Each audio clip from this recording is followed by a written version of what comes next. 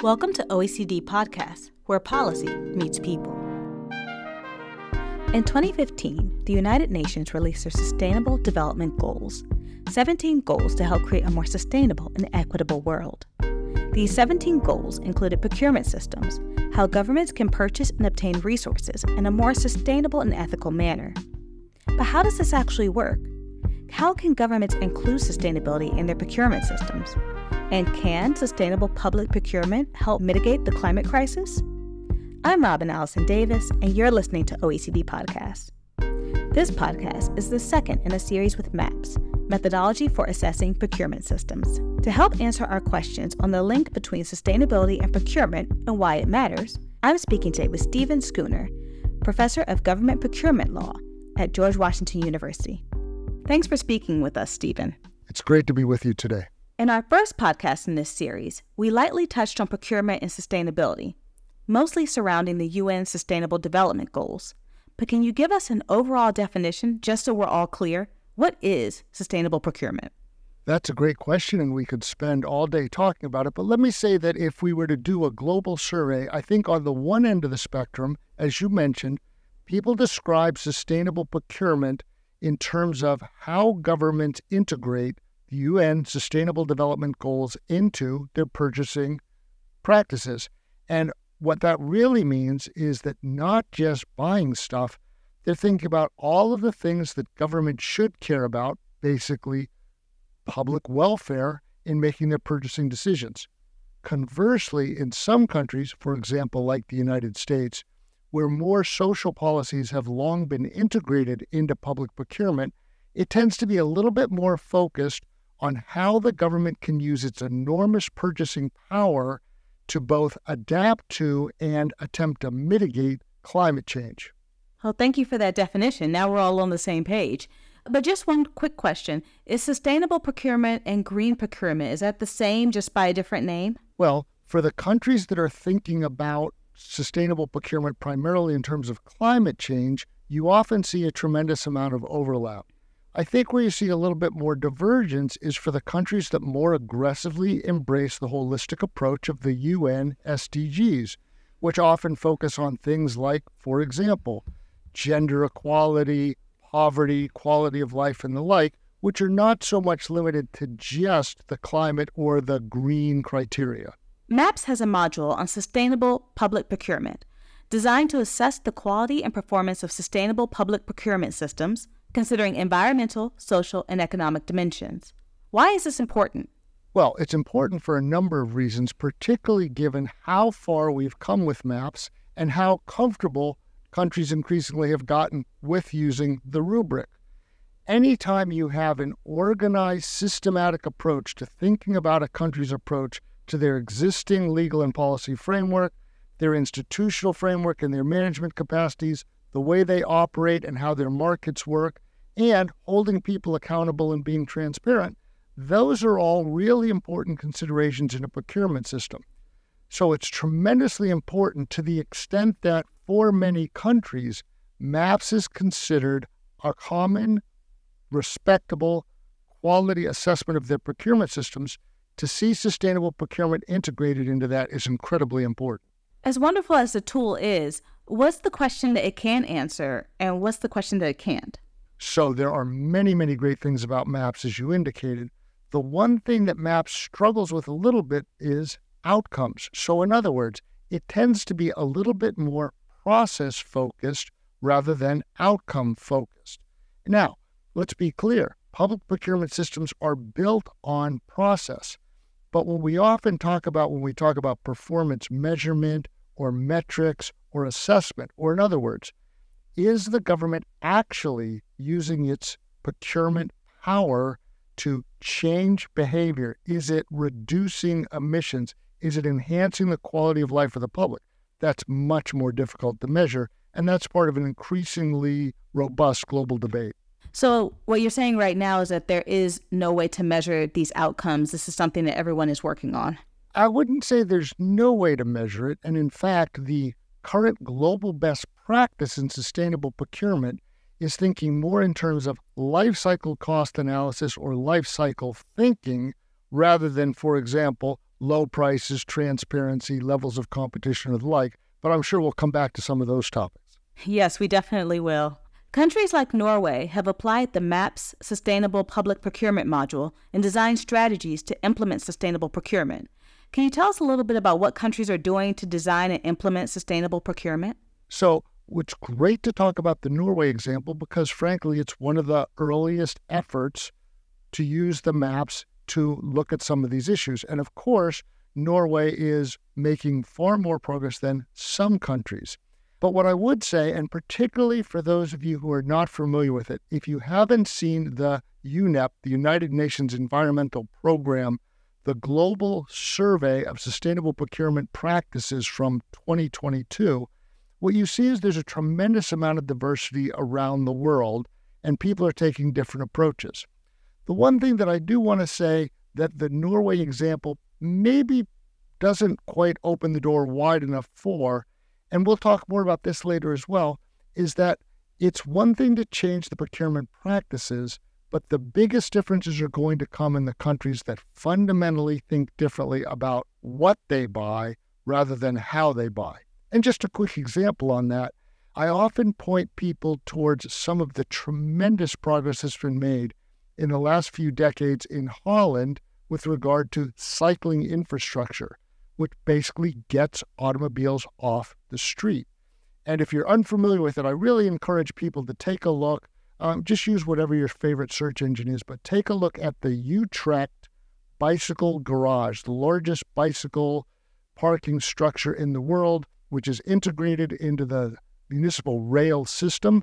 And basically, it has fundamentally changed the way the entire city moves, operates, and works.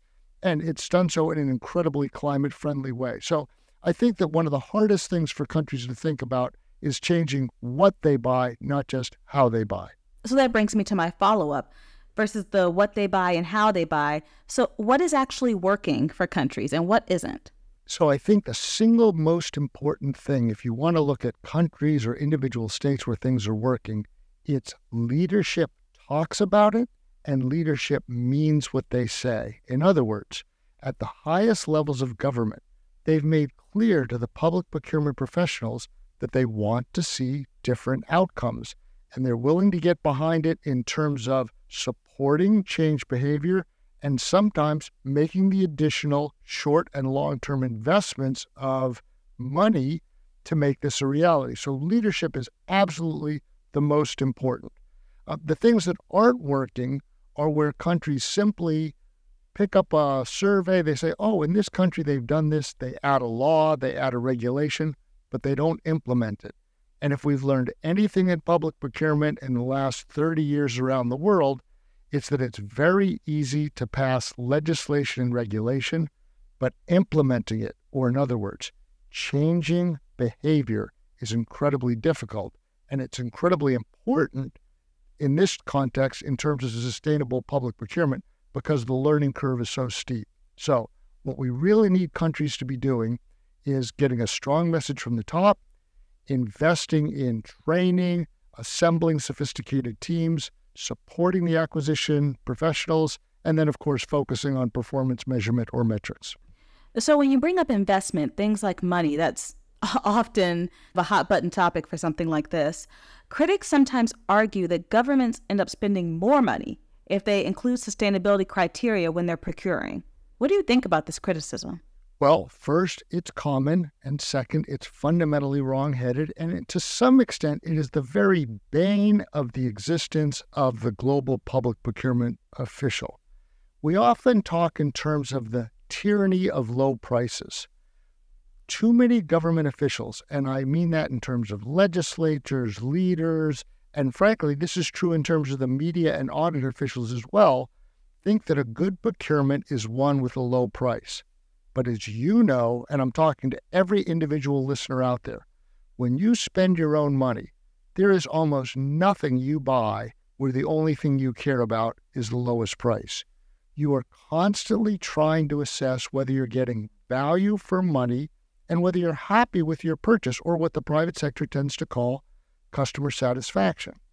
Now, I earlier mentioned the global best practice in sustainable public procurement is to stop thinking about low prices and instead rethink the value proposition in terms of life cycle thinking or life cycle cost analysis. And I'd love to talk more about that if we have more time. Yes, we definitely do. Okay, so let's think about it this way.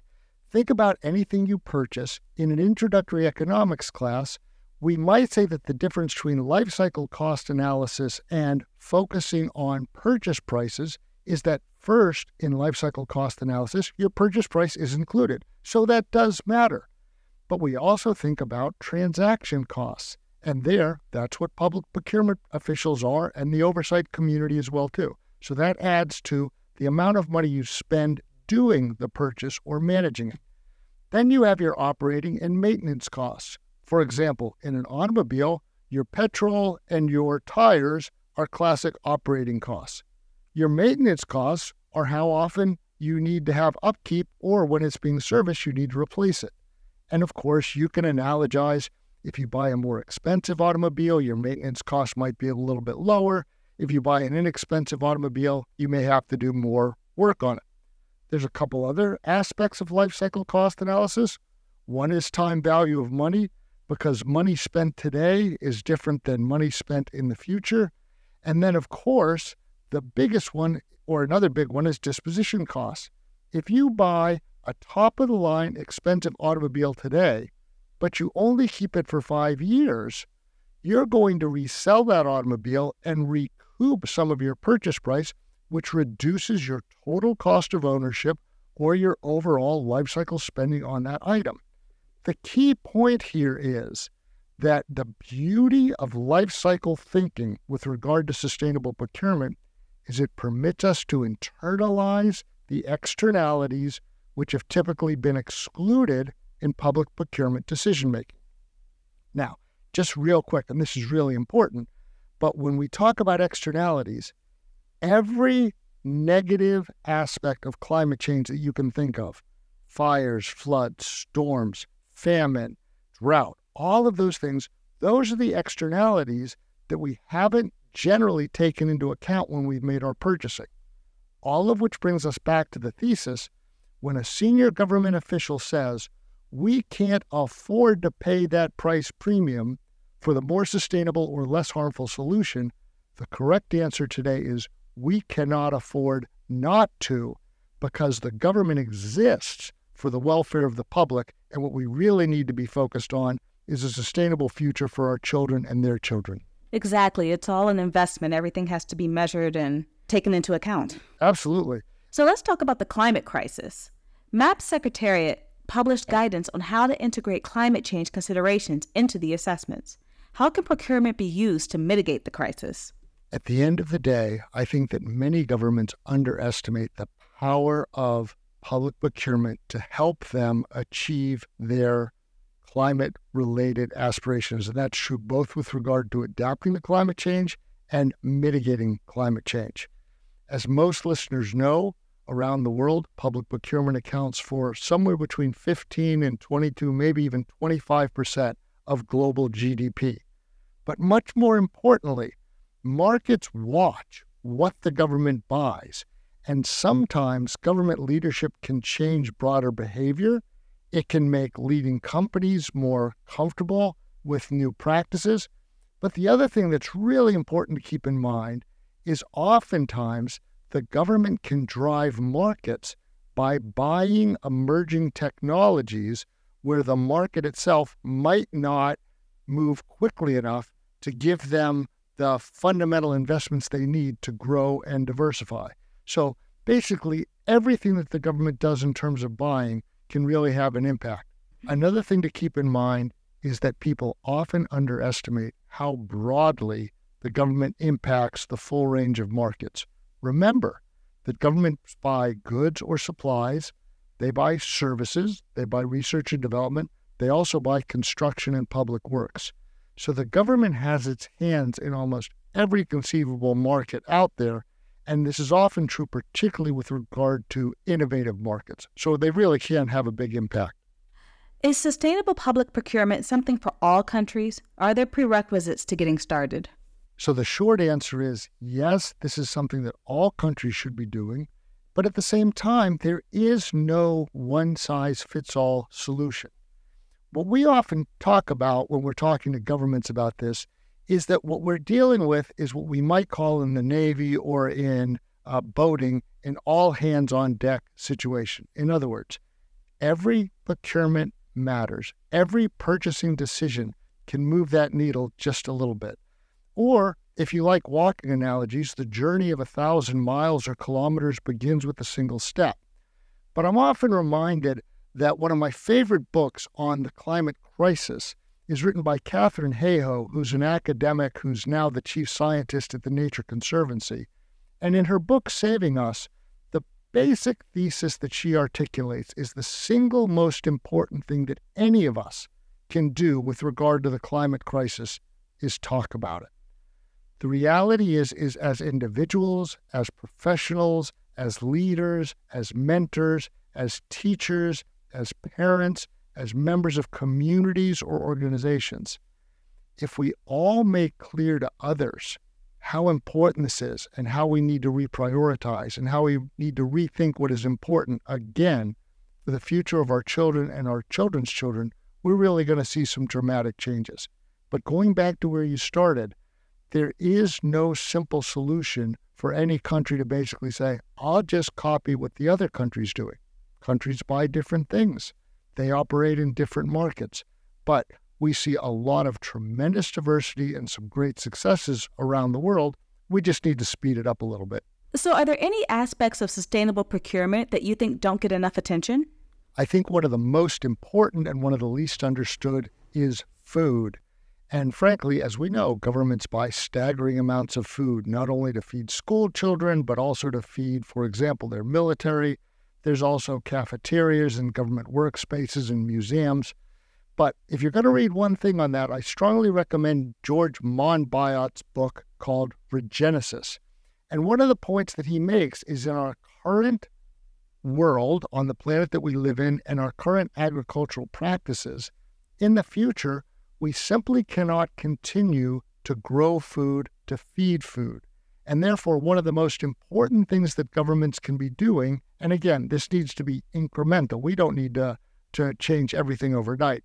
But if governments could reduce the volume of beef and cattle products, that would make a tremendous amount of difference. People, I think, don't really appreciate that beef isn't just more harmful to the environment than other meat or food or vegetable-based products. It's 10 times worse.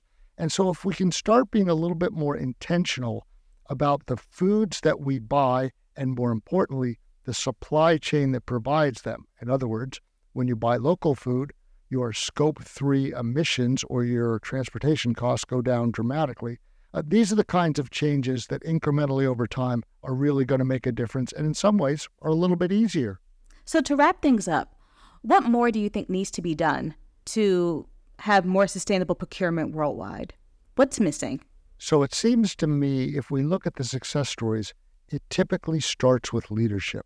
We need strong leadership in government organizations that are willing to first talk the talk and also walk the walk. And what I mean is people look up and around for signals as to how to behave and to know what's important. Change management, changing behavior, changing culture. That's the hardest aspect about sustainable procurement. And when you have strong leadership, then what you can do is you can start driving procurement professionals and others up the learning curve. You can start assembling the teams of experts that need to support them, because let's be clear, your average public procurement official isn't going to be an expert on the greenhouse gas protocols or calculating or assessing or reporting or targeting emissions, but we need to assemble teams and have them understand that what they're doing is important and they're going to get support for the top, and that their governments are willing to invest in the future so that we can both adapt to the realities of climate change and attempt to mitigate it. Great. Well, thank you very much for joining us today, Stephen. It's been an enlightening conversation. Thanks so much for including me. To learn more about the MAPS Initiative, go to mapsinitiative.org. To listen to other OECD podcasts, find us on iTunes, Spotify, Google Podcasts, and SoundCloud.com/OECD.